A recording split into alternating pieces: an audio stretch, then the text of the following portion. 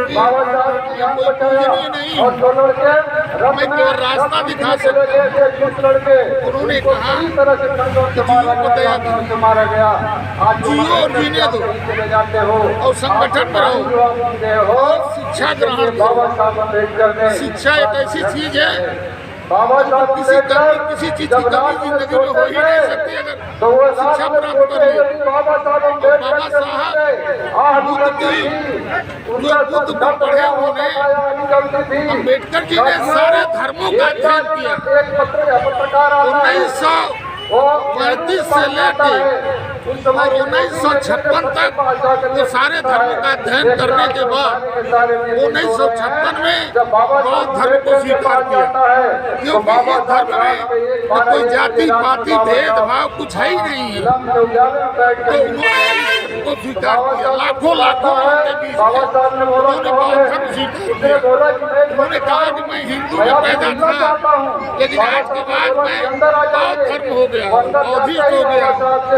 और वो अंतिम दम तक बौद्ध धर्म को प्रेरणा देते हुए और हम सबको प्रेरणादायी है बाबा साहब भीमराव अम्बेडकर और मानवर कांशीराम, जो सोई हुई कौम की जनता थी उसको मानवर कांशीराम जी ने जगाया और बहुजन की सरकार बनवाया और मोहन जी के हाथों में कमान सौंपी। और फिर 27 में मोहन जी पुनः सरकार में लौट रहे हैं और जो ये बौद्ध धर्म है इस धर्म का प्रचार हमारे जैसे तमाम लोग कर रहे हैं और आगे भी करते रहेंगे।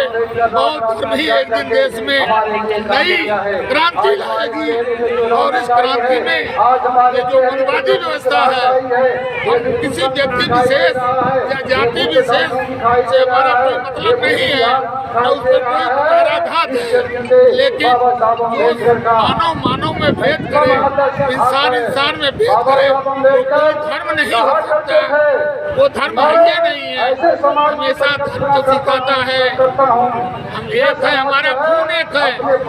इंसान का खून निकाल लीजिए और बिरादरियों से कहिए कि अपना खून ले ले तो पता चल जाएगा कि कौन है, लेकिन कोई नहीं निकाल पाएगा। तो मानव में धर्म नहीं है, लेकिन जातियाँ जानवर में भैंस की जाति, बैल की जाति, गाय की जाति, बिल्ली की जाति, कुत्ते की जाति, भेड़ की जाति, ऊँट की जाति, हाथी की जाति, ये अलग अलग है, लेकिन मानव में कोई जाति नहीं। मानव एक समान। अगर मानव को कोई छुआछूत समझ करके तिरस्कृत करता है, यहूदा कहिए, बेकार कहिए, कोई धर्म नहीं हो सकता। और अकबर साहब ने जगाया जागो और अपना अधिकार लो। अधिकार छीना जाता है, मांगने से नहीं मिलता है। तो 19 को लेकर के आज यहाँ बौद्ध धर्म का सम्मेलन हुआ है। तो उस भाई को भी बहुत बधाई दूंगा जिसने इस जमीन को दान में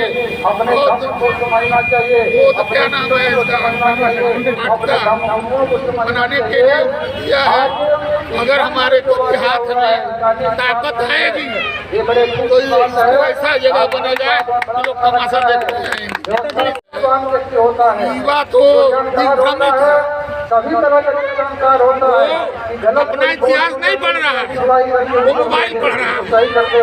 और मोबाइल अच्छी भी चीज है और खराब भी चीज है। तो जो इसमें खराब है उसको ग्रहण कर रहा है, जो अच्छी चीजें नहीं ले रहा है। और बाबा साहब न रहते आज भी हम लोग पानी नहीं पी पाते।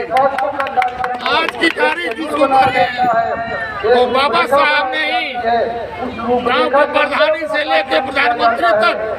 आज मुर्मू जी बैठी है, एक आदिवासी की बेटी राष्ट्रपति के पद पर, बाबा साहब की देन है, हमारे संविधान की देन है। ये वहाँ नरेंद्र मोदी प्रधानमंत्री बन के बैठे हुए हैं, योगी बाबा बैठे हैं। योगी बाबा जान रहे हैं कि मंदिर में भगवान नहीं है, क्योंकि अगर वो जानते कि भगवान मंदिर में है तो लखनऊ की गद्दी की तरफ संविधान ही सब कुछ है, लेकिन कुछ लोग हैं, सभी लोग नहीं, कुछ लोग हैं जो संविधान को भी खत्म करना चाहते हैं। लेकिन बहुजन जाग चुका है, मान्यवर साहब ने जगा दिया है, मोहन जी ने जगा दिया है। ये बहुजन रुकने वाला नहीं है। इसमें हाथी की पकड़ दबा करके मोहन जी को सत्तासीन कर